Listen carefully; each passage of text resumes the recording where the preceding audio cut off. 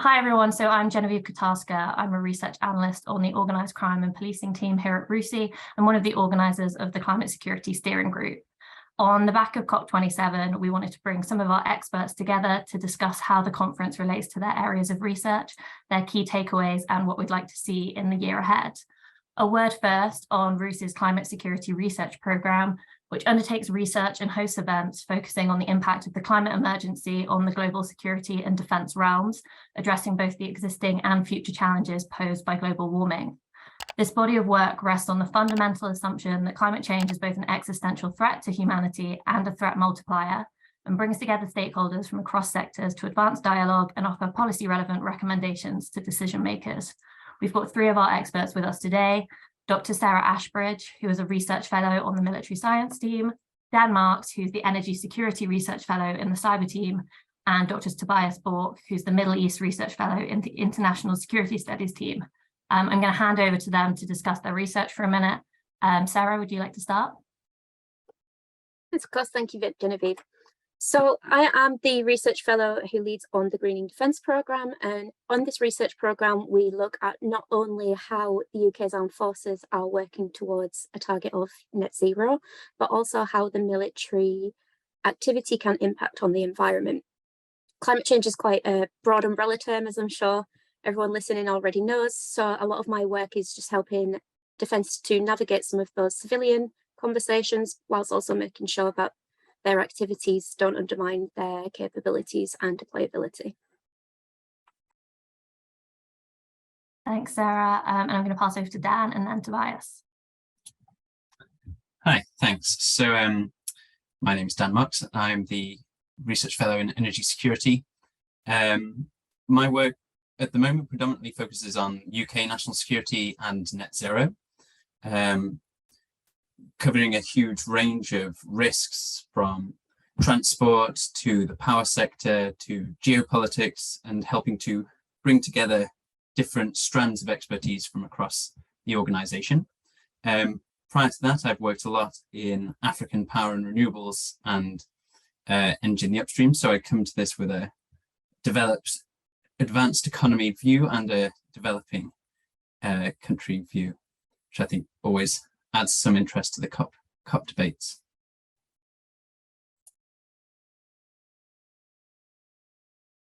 Yeah, and hi, my name is Tobias Bork. I'm the Middle East Studies Research Fellow at RUSI. And I think in a world that, ultimately has been fundamentally shaped by fossil fuels, I think the Middle East still stands out as a region that has been, more than any other region, shaped by the production and the export of fossil fuels. If we think about it, the production and export of fossil fuels has shaped the sort of power dynamics within the region over the last 100 years, shifting power, if you will, from sort of traditional centers of power like Cairo, Baghdad, Beirut, to Riyadh, Abu Dhabi, Doha, these Gulf monarchies.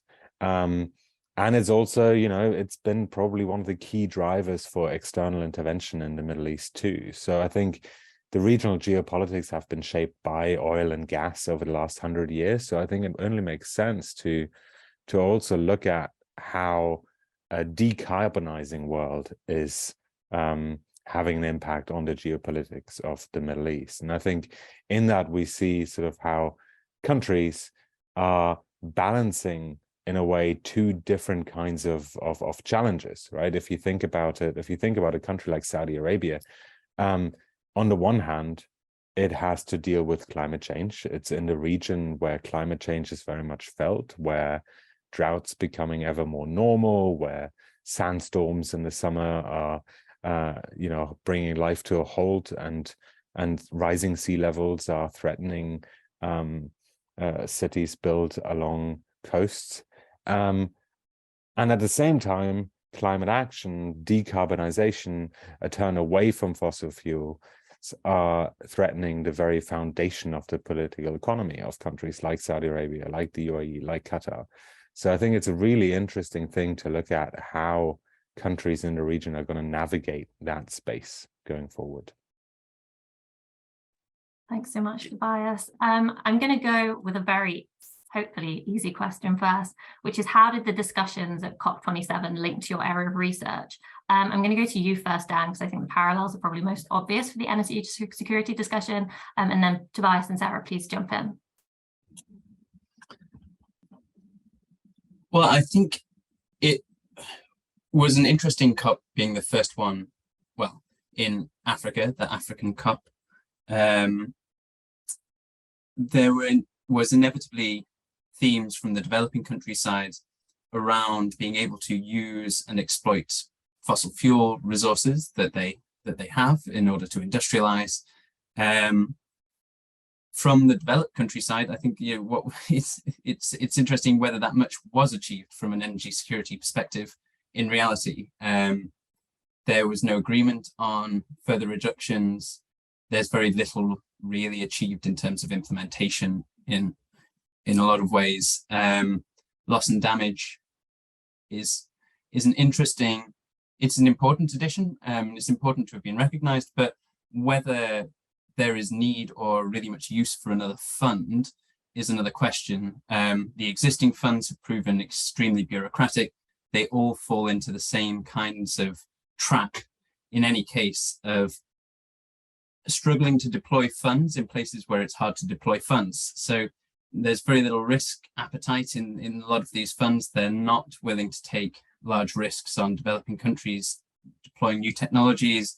Equally, there's a contradiction at the heart of a lot of this, which is that you are wanting to give money effectively to aid adaptation in very poor countries, but a lot of countries that are most affected by climate change are most effective because they don't have governance structures that are able to cope in the first place. I think Pakistan is a really good example of that. You know, there were very serious floods in 2010 in Pakistan. Already there was a detailed action plan about what should be done. Very little of that was done. Quite a lot of money went missing or was put to bad use. And now you're asking for more money. And the question is, will it be deployed any better?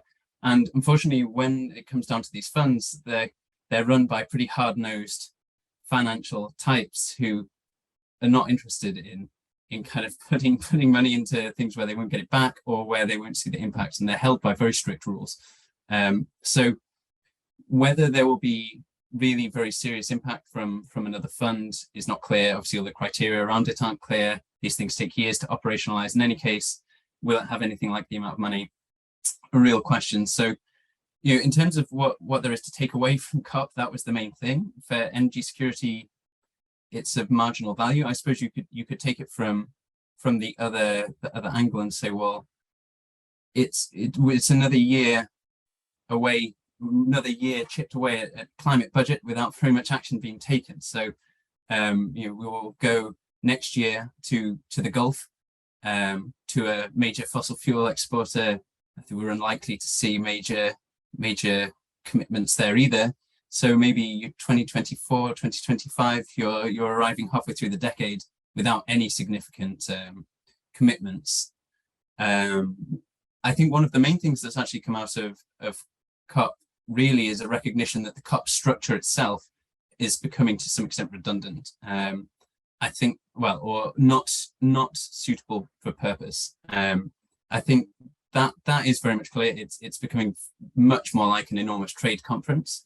I think it's more difficult to do negotiations. It's much more diffuse crowds, much more people shouting for attention, large teams with multiple objectives, and not the kind of concentrated political environment that you need with the key stakeholders all in a room to get things done.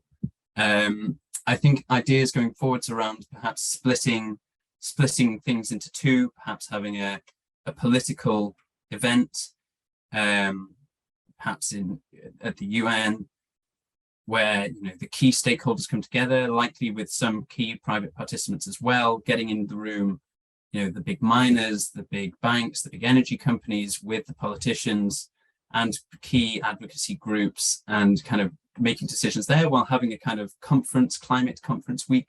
I think there's things to be done there, because fundamentally COP continues to fail in implementation, and that does require a different structure in order to hold politicians to account, but also to enable politicians and advisors, the UN, financial institutions to come together, put in place the international frameworks that are really needed, the global frameworks, for things to happen. It does need some kind of adjustment to the format.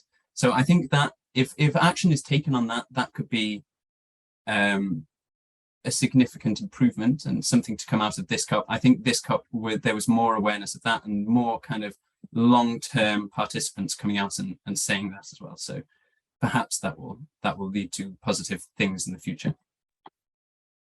Thank you. And I'll take the next step just to follow on from that, because I think you've raised something that I think is quite an important part of this debate that I hope Tobias might pick up on a little bit after, which is, who is COP for? Because for me, it feels increasingly Eurocentric, but the people who will be most affected by climate change in the short to medium term are not in Europe. For the most part, these are countries in the Middle East, in Africa, in Asia. But yet it is institutions such as the EU which is driving some of the financial outcomes, the biggest financial outcomes of COP this year. Now, that's particularly interesting in a defence context because, of course, defence is an international thing. Every single nation has a defence force. They have to defend their national security and the security of their allies where relevant as well. And I'm just not sure that COP is the right place to have this conversation, because in my experience of the defence sector, almost every single nation is very early on in their learning curve. There has not been the same acceleration of either knowledge or action that we've seen in the civilian sector. And defence communicates in a very different language. It will always be driven by the fact that it has to maintain its operational capabilities. It has to maintain its ability to deploy, and to use true defence language, it has to maintain its lethality, which is its ability to fight and win wars. But the civilian conversation is very different, and that's okay because it suits the civilian conversation. But in the defence conversation, we need a communication style that means that defence can answer to society's questions, but also so that it can explain itself and so that society can understand defence's aim. That's a really big gap throughout the world right now. There's no shared methodology. COP has not helped with that, neither has the NATO strategic plan. And without any sort of reporting requirements, it's going to be really, really hard to work out the extent of the situation in defence. So just before COP, the Conflict and Environment Observatory, or CEOBS, released a report with scientists for global responsibility, which estimates that defence is responsible for 5.5% of global emissions. So this is it's a significant problem that I had hoped would have more weight at COP. To the credit of the schedule, I was really impressed with a side event which was hosted at the request of Ukraine, and that focused on dealing with military and conflict-related emissions under the UNFCCC. It was really interesting. It brought so much new data to the table, which we haven't seen in the military debate before. But fundamentally, it was a conversation by people who need support now, who are not getting it. It was about the potential to hold militaries that cause environmental damage to account, but we don't yet have a legal framework. And I think another conversation we need to realistically have is that until we're able to realistically provide solutions to things like jet fuel, not just for defence, but for the commercial aviation sector, I think we need to be realistic about the ability that armed forces do have to reduce their emissions. Should they be held to that 50% reduction, the net zero target or 50% reduction target, or any of these targets, in the same way that a civilian government department might? Because they're responsible for the defence of the nation. That's very different to what the other departments do. Can it not be that we can offset emissions from other industries, for example, fast fashion? If that's supposed to be 8 to 10% of global emissions, why is that not featuring in a conversation like COP? That has impact on people's life and the environment right now. So for me, I'll come back to it. It felt very Eurocentric. It felt often about people virtue signalling about the knowledge that they had, which is great, but what we need is action. So instead of just talking about it, I felt like we were missing the takeaways that would go away and have change. And for the expense that goes into organising such an event, the emissions associated with getting everyone to the event, I had hope for a little bit more. So I will give them credit. We've got defence into the conversation. We're shifting it a little bit, but I'm just not sure it's the right conversation for defence, because I don't really think the conversation truly acknowledges the role in defence here. So that's a little bit of a difficulty, but I'll hand that over to Tobias, because you might have some more kind of regional knowledge to add to that. Yeah, thanks, Sarah. And, to take Genevieve's question of what this COP meant for my research area. You know, it's Dan described it as the African COP. I think it can also obviously be a Middle Eastern COP. And I think both with the fact that we have Egypt hosting this year and the UAE hosting next year, it kind of has really drawn the focus of the climate debate, at least of these big international events, from, you know, a place like Glasgow last year to the Middle East, where it will be for at least 12 months. So that has been really interesting to me. And I think that question of who COP is for has been absolutely central to it, right? Both in the sense that, you know, there has been some criticism of countries like Egypt, like the UAE, for wanting to host COP, with some accusations that they're not hosting it for the right reasons, that there is greenwashing involved, that a country like Egypt is more keen to attract tourism, or, you know, put itself back on the map after a very difficult decade, and all of those kinds of things. But on the other hand, you know, if we don't want a COP to be hosted in a place like Egypt, then we're very quickly ending up in a discussion where COP can only ever be hosted in a European country, which surely can't be the sort of aim of the game here. So I think that it has drawn, I think, interesting attention there. On the other hand, you know, when we talk about who is involved in the climate debate and who should be involved in the climate debate, sure, it's a matter for heads of state, for governments, for big international governmental organizations. But as soon as we're talking about, you know, the involvement of civil society, then it becomes quite complicated in countries where the space for civil society is much more limited, right? And I think we've seen this in Egypt, where the first, certainly the first half of COP, and maybe even the entirety of it, was kind of overshadowed by a question around human rights and about the fate of political activists in a society where, or in a country where, the space for civil society is a lot more limited. So I think as we go forward, as the climate debate moves on, leaves Egypt, moves over to the UAE over the next 12 months or so, seeing how that part develops, how we think about who should be involved in these COPs, who should be able to use that platform, what do we do with that platform? All of those kinds of questions, I think, will be really interesting to watch, and I think are important to answer, because I think it can't be as easy as just saying, you know, it should only be governments, because that's clearly not, you know, that's not enough for the challenge that we're facing. On the other hand, to say we should only be able to host these COPs in democratic countries where the world civil societies can also congregate can't be the answer either, because it is a global challenge, and so all countries will have to be involved. So yeah, I think as we're thinking about, you know, whether these is sort of the right format, I think it's also it's almost as challenging as the climate debate itself, because it is one that ultimately has to include all 200 or so countries in the world. Otherwise, you know, we're never going to get a handle on this challenge in the first place.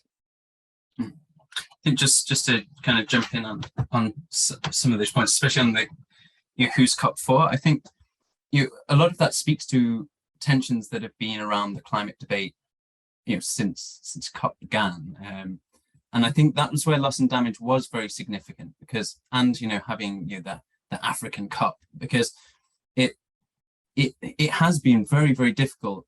I mean, especially from an African perspective, I think it's been very difficult for you know, the African voice to be heard, to speak with a coherent and unified voice. For a start, it's very difficult. It's a whole continent, lots of different countries, but also, you know, you come at the climate agenda from such a different perspective, and it's no less valid than the advanced economy perspective. But the problem is that your objectives going to COP are completely different. You know, if you go to COP as an advanced country, your primary concerns are that you're not there's no moral hazards, so everybody else is decarbonizing. It's not just you that's taking the cost, and that, you know, that your own and therefore, you know, your own investments are protected in decarbonisation, and that, you know, climate goals are achieved, and you've got very strong climate lobbies and all the rest of it. You know, from an African perspective in particular, you know, you're responsible for less than 3% of CO2 emissions anyway. So, you know, you're hard hit by climate change, but your ability to do anything about it is pretty much nothing, because you don't emit any CO2 to reduce. In fact, you want to increase your emissions, and in fact, you have to increase your emissions. And you looking at countries like India, I think, is really interesting in all of this. You have the two massive elephants in the room at every COP, really, China and India. Huge emitters, growing emitters, massive potential to emit much more than they are now. Some mitigation efforts happening, but you know, as much as vast quantities of renewable power being brought onto the grids there, vast quantities of coal are being brought on as well. India is massively ramping up its steel production, largely pretty much exclusively using coal and iron ore. So, you know, but at the same time, you would say, well, especially a lot of African commentators looking at India say, well, you know, they're doing what they should do, which is ending poverty. And China too, you know, you're working to end poverty, to improve the lives of people who have really difficult lives. And they're not going to sacrifice that for the climate goals, because the whole point of climate change and fighting climate change is to have a sustainable future. And you don't have a sustainable future if you kill your economic growth right now. And I think too often there's not enough understanding on both sides of where each other is coming from. And, you know, like climate colonialism is something that's, I mean, it's funny, Al Gore mentioned fossil fuel colonialism, you know, for the World Bank, but actually I've heard many more people accuse the World Bank and other institutions the other way around of climate colonialism, whereby you're taking a European in particular perspective and, you know, and inflicting it on, say, African countries. Now, it's not a fair perspective, but the problem is that you're trying to deal with a kind of hypothetical future in a place where there's a lot of risk and not enough development, and trying to kind of decide, well, okay, should the World Bank do more climate or more development? I mean, that's pretty difficult discussion to have. Do you really want the World Bank moving away from development in favor of climate change only? That's a very advanced economy kind of perspective to take on it. The World Bank's an enormously important institution in Africa, responsible for a vast amount of projects and money going on into the continent and facilitating more as well. And that includes the big fossil fuel initiatives in a lot of cases. The World Bank backed Sankofa, which is gas projects in Ghana, which is online now. It's been has supported, you know, West Africa, Senegal, Mauritania, and its gas reserves. You know, 10 years ago, it financed the Medupi and Kusile giant coal power plants in South Africa, both 4.8 gigawatts each. But those are developmental projects. So, you know, how do you strip those back and say, okay, well, how do we do the same thing in a more climate friendly way, or should we? You know, should Ghana be denied access to its own resources? So there's all sorts of questions, which I think are never going to be resolved just a COP. But I think also we're not really at a place where we're that close to solving in the general discussion either. There's not enough conversation around how those kind of issues are resolved, and until there is more kind of clarity around how those kind of development and climate there's no reason why they can't be on the same page, but there needs to be more flexibility about it. Until that happens, it's going to be very hard to have a COP that works for everybody and delivers outcomes that everybody wants, which is why loss and damage was in some ways an easier place to start for the developing countries.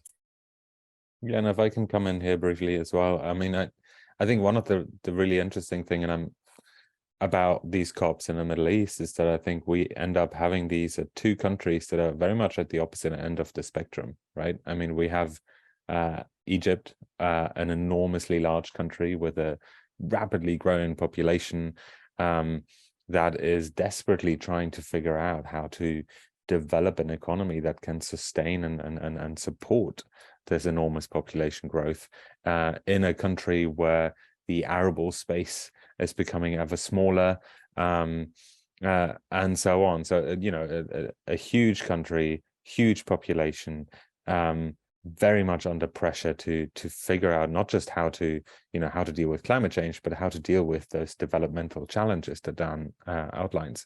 And then we're going to move on to the UAE, which kind of sits exactly at the opposite of the spectrum, right?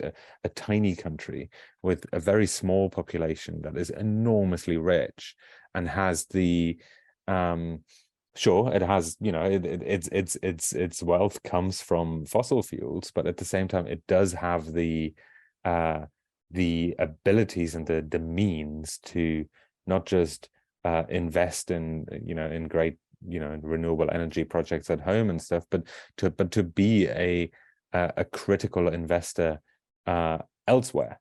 And I think that's one of the things that we're seeing right now, is that, you know, there's increasing sort of movement, and some of it, you know, we'll have to see how serious it actually is versus, you know, just good sounding announcements. But still, the UAE and other Gulf states are emerging as sort of the providers of capital for green energy sort of initiatives elsewhere in the world. And so I think that is a really interesting balance and a really interesting tension to me, to see how, you know, we've moved COP out of Western places, out of the global north even, into the global south, and to have two countries hosting it in succession that sit at the opposite end of the spectrum, I think is really interesting as well, because it's about ultimately, it has to be about taking all countries in the world along for the journey. Otherwise, there's hardly a point to it. So to see how they both balance that, I think is really interesting. I think that comes to an issue that we are regularly grappling with in our climate steering group, which is, how do you manage such a broad conversation? I mean, is this topic too big for COP?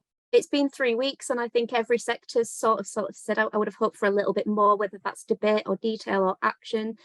And, you know, when people come to me and they want to talk about climate change and defence, or sustainability in defence, which is another multi-definition kind of word, I have to ask them, you know, what specifically do you want to know about? So the COP covers so many things. We've got the national perspectives, we've got the, you know, the regional perspectives, we've got countries that are experiencing these problems as an emergency now, and then countries like our own in the UK, which likes to dismiss it as an emergency for, you know, a few decades time, without recognising the need to put the legwork in. We haven't even really clearly defined the conversations that we're having, or what we realistically expect outcomes to be from COP. And I think until perhaps we maybe limit the focuses on it, it's going to be really hard to get out of this kind of nebulous conversation and get solutions, because there's just too many side conversations to be had. And every single one of them is almost a specialist area of their own.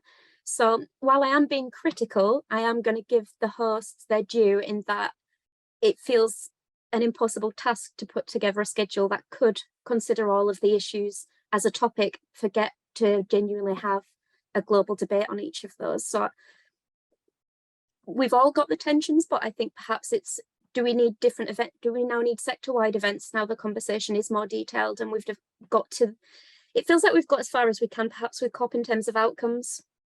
So perhaps the question is, how does COP now delegate to get action? Perhaps that's what we might ask, is that the future of COP?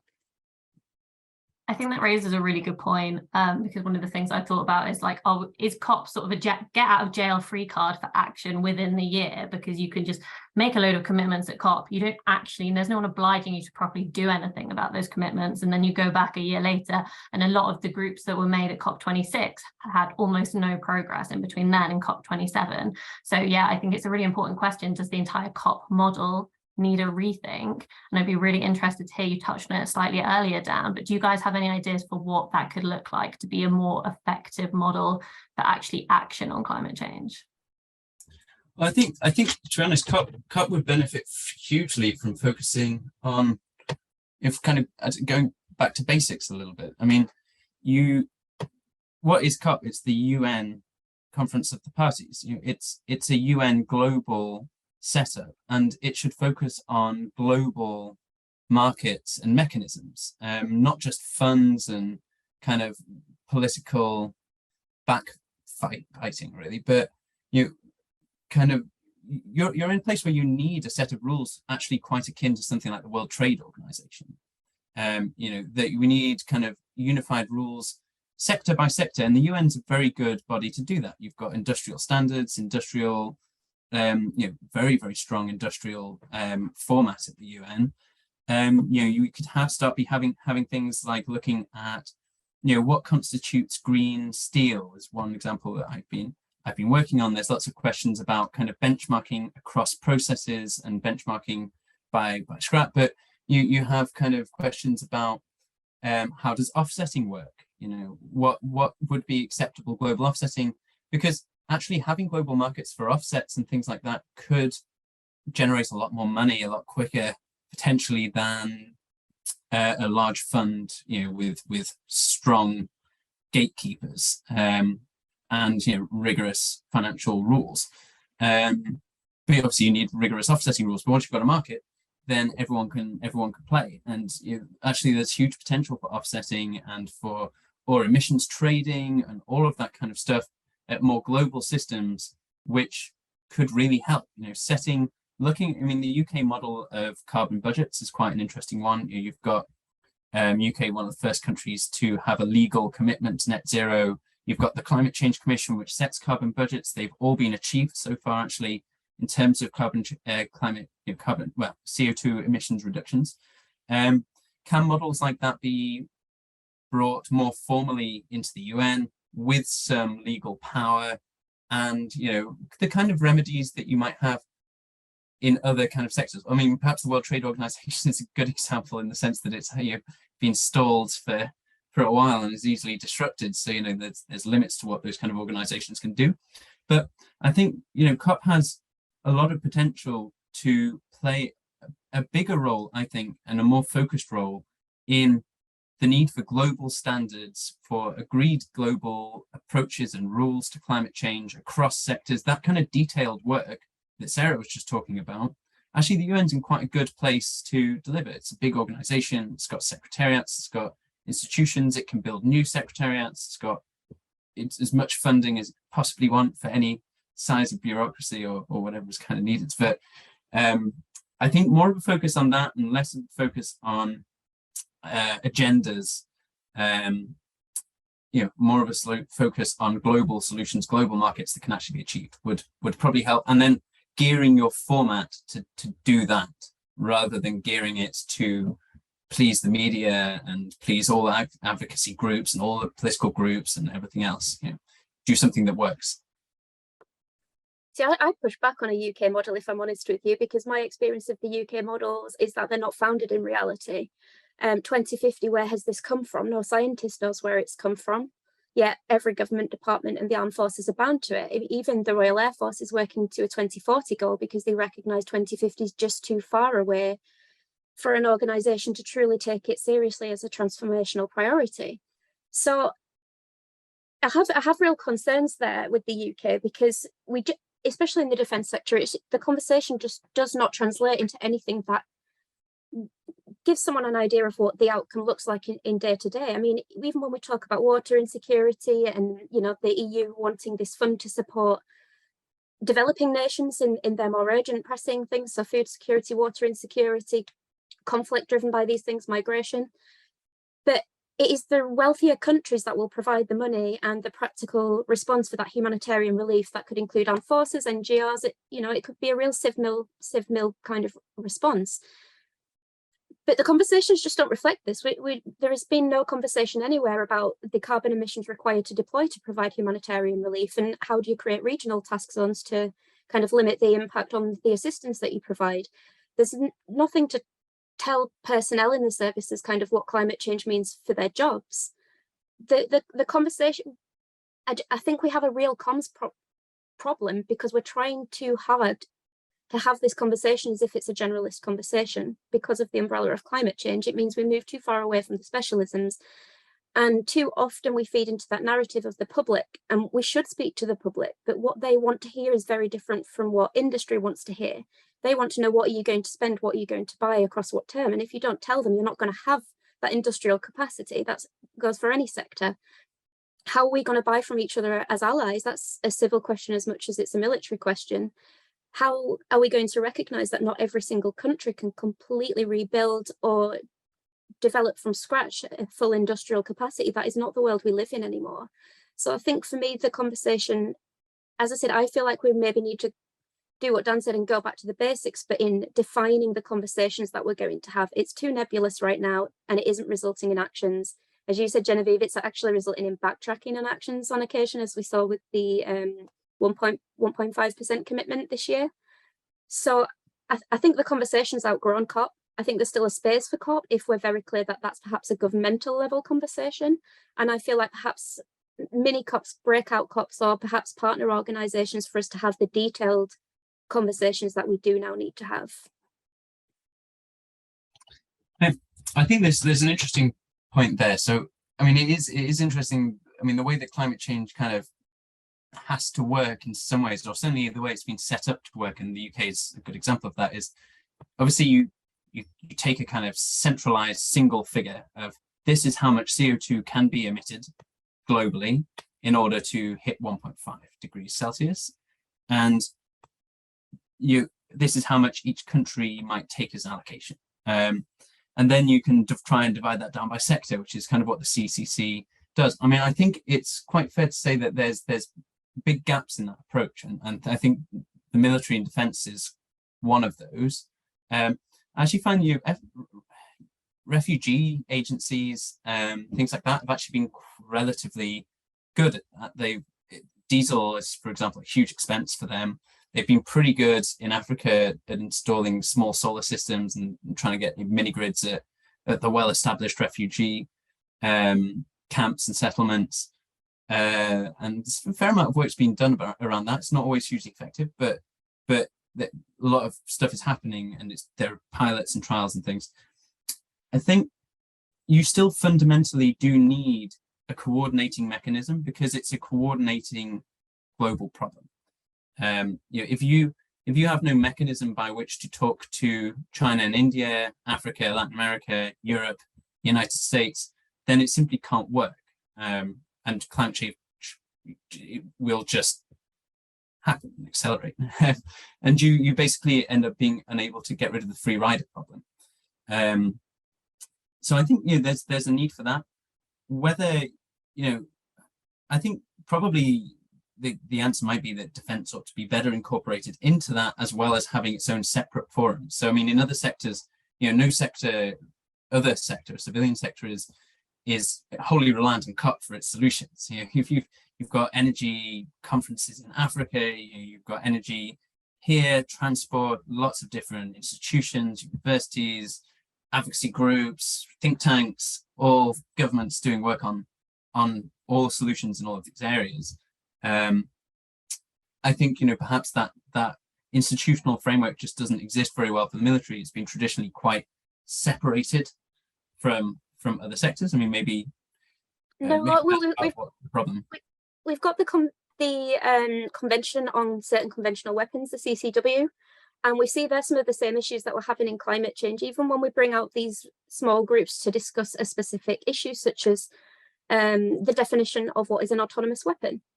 One or more country can just say, I don't agree on that, and that is you entirely stalled. So, I mean, every sector and debate is going to have this issue. As Tobias said, we're all coming from this from completely different perspectives and wanting completely different outcomes on different timescales. It's difficult for any international conversation, but in defence, the UN framework, it's there, it works over time, but it is not maybe the best framework for something that we're saying is an emergency. And the COP messaging and the messaging from all our governments has been, this is an emergency.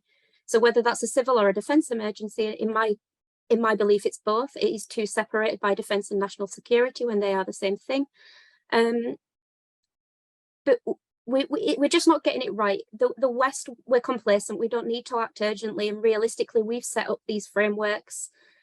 We're the ones controlling it. We're saying what money we think should go into it, even though we're the ones that should give it and are not committing to give it. So I think there has to be satellites, there has to be breakouts, and there has to be a realistic conversation about how much can COP achieve because I feel like society expects more from COP. And if it just can't, then we need to communicate that. Some of it might just be expectation management. You can't fix everything overnight. You can't agree everything overnight.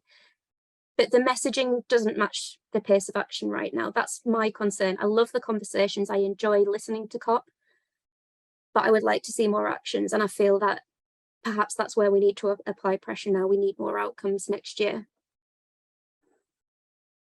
Yeah, I think, I mean, you know, ultimately, I don't think there's necessarily an alternative to COP, to be perfectly honest. I think it requires the sort of international event where everyone comes together, where you can have, you know, the president of the Marshall Islands tell the global community about their concerns, and to be sort of on an even footing with the big countries in the world, because that's the space that you have. You know, I think the only alternative that we have for that is the UN General Assembly. But, you know, that's another messy place where lots and lots of discussions happen all the time. So at least with COP, you have something where the overall agenda is set, which is that it's climate, right? And that we're discussing this particular issue. I think there's something to be said about figuring out how the COP structure can be underpinned by regional structures, by sectorial structures, etc., where you know, Europe is fairly far ahead when it comes to that sort of stuff, at least on the sort of European integration level, to think about European responses to things like you know, energy security and all of that, all imperfect, of course, still as well, but at least here we have a fairly good example of international cooperation that simply doesn't exist elsewhere, right? And so again, if I sort of, you know, go back to what I know and look at the Middle East, is in a region that is exceptionally underdeveloped when it comes to regional cooperation. When it comes to, you know, I don't know whether there are any you know, effective frameworks at the Arab League level, for example, for climate, to think about climate. But unless we have something like COP that might act as a catalyst for those other kind of regional approaches, it is always going to end up remaining a sort of Western-centric debate where we are having all these talks about how we collaborate within a European setting, within a Western setting, how our industries might work together, the French, the Germans, the Brits, etc., if something like Brexit doesn't get in the way. So we have those discussions, but that can't be enough. There has to be something else. So to have that sort of fixed point in the calendar that is COP, where everyone shows up, however messy the discussion is, wherever it is in the world, I think makes perfect sense. Even if, you know, it leads to questions: do we really need to fly the entire world to one place and have all these emissions that are then associated with it? I think there's no alternative, because otherwise you would have to place it back into, you know, New York, which once again would, in a way, anchor this entire discussion in one place, in, you know, the capital of the Western world, if you will. And I don't think that would be particularly productive. And then just so the final thing just on that is that I suppose what the European example does show in some ways is that, you know, where markets are integrated and the political kind of unity exists, then you can act, and that kind of raises the counter question of, you know, I suppose it's something impressive to be said for COP that in a world that is to some extent deglobalizing and experiencing fragmentation, that COP being there is actually perhaps increasingly important as a place. And climate change is, people have talked about it before, as, you know, one of the few things where you can talk, you know, the United States talks to China, and that kind of discussion happens. It's obviously critically important that that continues to happen, and it will be interesting to see in a kind of fragmenting, but where countries are looking at towards, you know, national control of resources, energy in particular, supply chains, all of that kind of stuff, whether that does impact the climate discussion and the kind of momentum that there is behind COP. You know, that for example, there should be an agreement at the end of most COPs now. It's kind of expected, which was certainly not true in the past. there's an agreed text. Usually something happens. There's all, even this time there wasn't much improvement on COP26 from an emissions mitigation perspective, but you have loss and damage. So I think that's an interesting dynamic and will be interesting to see going forwards. I think the conversation certainly highlighted its importance as a global forum, even if it is imperfect, and we do all agree that there's additional work that needs to be done on top of it, rather than using it as sort of the be-all and end-all of the climate discussion. With that in mind, like over the next year before COP28, is there anything in your areas of research that you'd like to see happen in the climate space? If maybe I can take the first one there. I think since it is the UAE that is going to host this next COP, as a country that is fundamentally built on the production and export of fossil fuels, even though it probably is also the Middle Eastern oil and gas producer that has been most successful at diversifying already. Still, I think what I would expect from the UAE is that it will place a significant level of emphasis on two things. One is on technology, just because that is something that the Gulf states are all very, very keen on. Things like carbon capture, and someone like Dan will be much better placed to talk about the feasibility of those things. But ultimately, I think seeing those countries look at how they can use their enormous means in terms of pure wealth to invest in these slightly moonshot-like technologies. The same goes for something like green hydrogen and so on. I think that will be a really interesting thing to watch, to see how the UAE seeks to drive that agenda on the technology front. And then the other one is, for me, this sort of question of south to south investment, of how countries like the UAE, like Qatar, like Saudi Arabia, those countries that have enormous amounts of wealth, that have enormous amounts of capital, not just wealth, but actually liquid capital that can be deployed in investments, how they look to deploy that,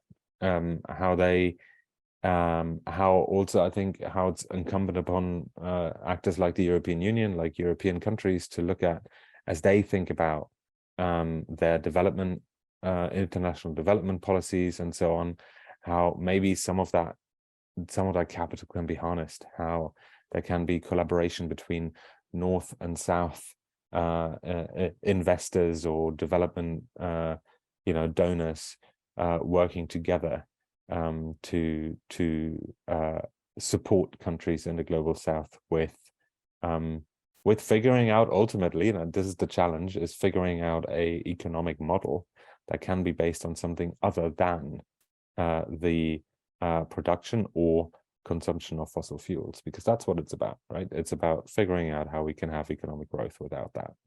And so to throw together the two actors, i.e. those who have funded their development through the production of fossil fuels, and those countries that have developed by consuming those fossil fuels, how we work together to figure out a new model and help other countries being able to deploy that new model. I think that's what it's got to be about, and I think that's what I'm looking for from the UAE, because it's one of those places where big ideas are, that prides itself on throwing around big ideas, and so I'm keen to see to what extent that is being followed through. That's really important for defence as well, because, as I mentioned, the biggest thing for any national armed force to consider is the fact that we have not yet got an alternative for jet fuel. And this is such a big commercial opportunity for the company or the armed force that cracks it. It will be incredible, and that will be a major factor in the energy transition for the whole world. As soon as we get even one single source that is sustainable and significantly cleaner than what we're using now. So I think next year is a really good opportunity, whether this is politically led, an industrially led, or a defence-led conversation. I think the opportunity, especially given where it's going to be hosted, to really focus on fuel alternatives and investment, I think that's going to be potentially more effective in terms of the transition than maybe legislation at this point, given the recent pace. For defence, I would like to see a specific conversation for defence that acknowledges the civil military role that it will play in the world affected by climate change, and the fact that that support will be expected from Western armies. Governments are not budgeting for this. They are not, whether it's in finances or carbon budgets, they're not accommodating for the fact that we don't just have our own security, it's the security of the world, and we will play our role in responding to those who need our help. So yeah, there's some of that, and as I'd perhaps prefer something like the CCW framework for defence, because it's much more specific and it's the language that defence is used to. So as I said, maybe a debate about a side event or a side discussion for defence. And a last thing would just be more consultation. I'm not necessarily advocating for an inquiry format. I think that's too much, even if I don't think COP is necessarily enough. But let the NGOs, let industry, let the experts submit their evidence and frame this conversation, because a lot of us are catching up. We're reading their work and we're communicating it to other markets, and that is how academia works to an extent. But why don't we just let the people who are working on this just tell us some of it a little bit? This is what I mean about the conversation not being realistic. There's ideology and then there's reality, and what we need is somewhere in between when it comes to the making of legislation. So I would like to see a more data-driven conversation, with that data coming from the experts, perhaps, rather than the government officers that will be represented at COP. Yeah, I mean, I think the technology aspect is really interesting. It's not something I particularly imagine there'll be. I mean, I think if anything in the next few years, the question will be preventing backsliding in technology rounds. You're potentially expecting shortages of critical minerals in quite a few areas affecting net zero, especially around batteries. That could potentially be hitting 2-3 years time. You might see half the battery gigafactories just not operational and requiring bailouts from the government. Something we'll be looking at more next year. And will that cause backsliding in terms of investments in net zero, kind of availability of funds, venture capital, private equity, all of that kind of stuff, government support, if governments are losing money, and how does that affect the really big long-term thing? So sustainable aviation fuel, for example, is a really good example of that. You've kind of got two major forms. You've got bio-derived fuels, biodiesel, etc. But the amount of land mass that's required to service the aviation industry means that it will only ever form a percentage. And then you've got sustainable aviation fuel, which basically requires green hydrogen and a source of carbon, which ultimately from the 2040s, people like Sasol are hoping will come from the air. It's a carbon negative thing, but in the meantime, probably come from gas. Be vastly reduced amounts of emissions, but still emitting. So there's no easy solution, and those kind of technologies can take years to pilot and scale. Some of the technology is already there, but scaling may take a long time. And you're talking about absorbing cost pressures in a lot of these. These are more expensive fuels. These are not cost saving. And in some ways, we've reaped a lot of the easy wins from renewables, for example, where even there it's not an easy win, but at least at a point cost, your electricity is cheaper when it's available from solar and wind now, which makes the argument quite a lot easier to have than everyone's got to pay more. So I mean, I think over the next year, really the thing that and I think pretty much everybody else in energy security and in climate would love to see is there's an energy crisis going on. And there's enormous amounts of energy efficiencies that could be gained very easily and quickly at a timescale of months to a few years. People always talk about the fact that the UK was insulating something like 2 million homes a year, and now it's tens of thousands because effectively government interest has just dropped off, and it's very hard to understand why. Chatham House wrote a paper about insulation and foreign policy in, I think, 2008. These are not new issues. They're very well known. There's a lot of smart meters around which are able to do demand management, There's a lot of industrial processes that could be helped with energy efficiency, with government help. These things can be a capital cost, but you're spending £60 billion on energy cap. There's that money is just going, and it's going to be gone. The government's not going to get back again. Money on energy efficiency does come back. Like, energy efficiency is pretty much a profit-making measure. It either increases savings, which benefits the economy in general, or it increases spending, which you get VAT and income tax back, or it generates profits and you get corporation tax. So it's not, and growth, for example, the unicorn of recent policy. So there's so much that could be done around energy efficiency, and free measures as well, around kind of starting to think about design of electric vehicles, buildings, such that materials can be easily reused, extracted. These are very important from a security perspective. We're expecting to have a shortage of critical minerals quite soon. We will be the ability to easily get these materials back out of batteries, back out of cars, mobile phones, computers, all that kind of stuff can be built into the design.